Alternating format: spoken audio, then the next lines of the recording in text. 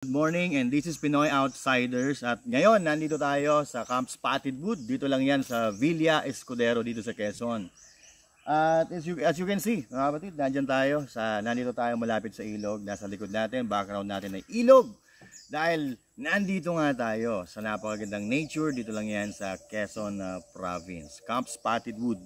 Now, mga kababayan, ay may quick review lang tayo nitong napakagandang rechargeable fan, no, na nabili natin sa Lazada ata yun or Shopee, no, I don't know, pero ilalagay ko na lang yung link diyan sa description below.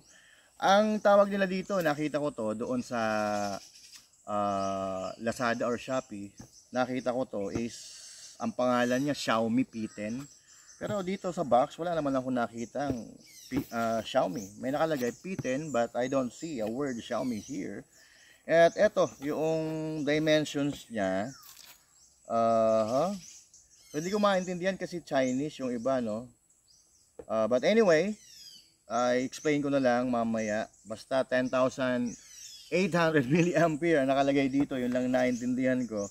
But eto po siya, mga kababayan. Natuwa lang ako kasi pangalawang araw na namin dito, actually pangalawang gabi na namin dito sa Camp Spotted Wood. Yan, ginagamit namin eto. Hindi pa nauubos yung battery niya, 2 araw na kami dito. So ganoon siya kalupit. And as you can see, mga kababayan, here how to operate, meron diyang yan, oh, nakikita nyo meron open, di ba? Nakikita nyo may open, dyan natin siya i-open ngayon. And ipapaliwanag ko sa inyo kung ano yung mga ginagawa nitong ano to. Yan, iangat nyo lang siya, nakaangat lang. Wow, yan, that's the actual. Yan yung actual fan natin. At bago natin nga pagpatuloy, ano ba ang mga laman nito? Okay, bukod sa, nilabas ko na kasi yan, pero nakalagay siya dito sa plastic na to avoid scratches sa ating product. Meron 2 foam dito. At syempre, may kasamang charger. And then, the manual. Yan. So now, balikan natin ito, mga kapatid. And I will ayan yung box niya natin para ma-familiar kayo, no? Okay, so eto kung paano i-operate. Meron pa siyang kasamang remote control. Yeah, ayan, oh, remote control. We have here the red button. Ang red button ay on and off. Yung katabi niya, eto yung rotate button. Tapos yung nasa gitna niya is timer. Pwede mo siya i-timer ng 1 oras, 2 oras hanggang 4 na oras. And of course dito, meron ditong yung speed ng fan. Then ito yung ilaw. So isa-isay natin. Red. Yan, on. So pag on, automatic. Pag on mo, number 1 agad yan. Number 1 agad. And then, ito, unahin muna natin yung speed. Number 1. Number 2, number 3. Okay, so ito yung malakas, number 3. Pero pagka pang-4 na pindot, ito yung humihina, lumalakas, I don't know. Parang wobble. Hindi ko alam kung anong tawag dito sa mode na to. Ayan, humina siya. Humina. Oh. Tapos lumakas na naman. Ang kulit oh. Tapos pang-5, balik siya sa number 1. Okay? Pang-5, balik siya sa number 1. And then, of course, etong katabi ng power button, ito po yung rotate. Yan. Yan. Yan.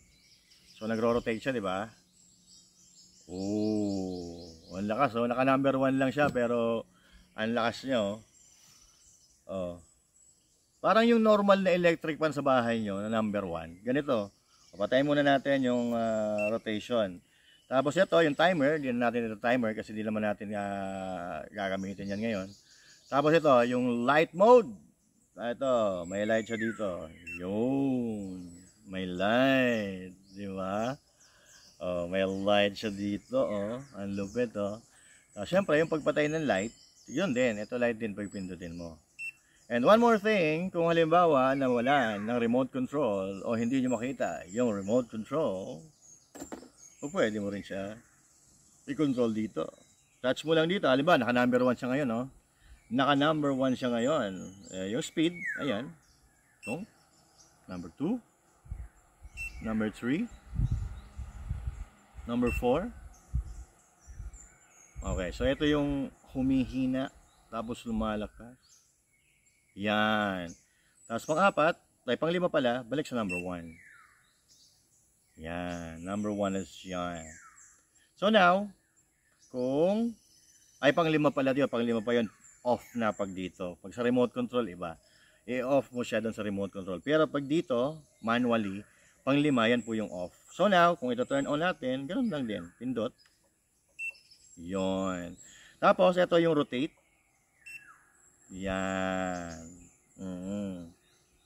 Rotate. Yan, rotate. Yun, tanggalin natin yung rotate. Tapos, yung ilaw naman, eto, sa rotate, ipipress mo lang siya ng mga 3 seconds. Yan. Kaya may ilaw na siya, di ba? Ang kulit nga nito napakatalino nitong ano na to Mas matalino pa sa akin. Ganun din, magpatay ng ilaw, press mo lang to. 3 seconds. Then, ayun na. Okay. So ano pa ba? Nakakalimutan natin. Ang ano nga pala nito, off muna natin. Okay, nandito sa likod yung charger na, charging port niya. USB-C cable. And ito po ay adjustable. Pwede nyo siya iangat ng hanggang mga 1 meter. Okay? Yan, 1 meter. Adjustable siya with telescopic. Pero ito, ginagamit lang namin ganyan lang para hindi siya matutumba, no? So now, napakaganda nito at very compact siya for camping. Okay. At ito, nagagalaw mo, may adjustment siya dito. Pwede mo magalaw-galaw ganyan. Baba. Pero, pwede mo rin siya i-lock para hindi nagagalaw. Yan. So, hindi mo siya magagalaw. Siyempre, pag sasara mo, luluwagan mo. At ganito lang ang pag ano nito. Ito, yung remote control, dito lang siya nakalagay. Naka-off na siya. Ibabalik na natin sa lalagyanan. Ganyan lang. Yung. Okay, ganun lang siya. Kagaan. Siguro mga 1 kilo at 4 yung kapal, 6 yung lapad niya. No? Natuwa lang ako kaya gumawa tayo ng review kasi alam ko merong mga naghahanap ng matibay at reliable na camping fan, ano. So ito rechargeable. Nakita nyo, sabi ko kanina 10,800 mAh. Nagdududa ako nung pagdating kasi sabi ko wala naman ditong Xiaomi, no.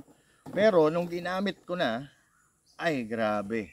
Pangatlong araw na namin dito. 2 gabi namin ginamit mula gabi hanggang umaga. Number 2 na speed. Hanggang ngayon 3 pa rin, 3 bars pa rin yung battery. Kaya doon sa mga naghahanap ng rechargeable fan na katulad nito or yung maaasahan nyo talaga na rechargeable fan na mid-range, no? Hindi naman to kamahalan, hindi naman kamurahan. So ilalagay ko na lang yung presyo nito diyan sa description, makikita nyo na lang diyan, okay? So once again mga kababayan, doon sa mga naghahanap, eto, the best, recommended. Anyway, hindi nga pala ito sponsor, binayaran po natin ito, no. So pero kung bibigyan naman tayo ng ng may-ari nito, wala namang problema, di ba? Grasya yung tatanggapin natin. So, mga kapatid, magkita-kita po tayo muli sa ating susunod na camping. At syempre, abangan ninyo yung content natin dito sa Camp Spotted Wood na napakaganda. Ang dami natin ginawa dito, abangan nyo po yan. So once again, this is Pinoy Outsider. Ciao.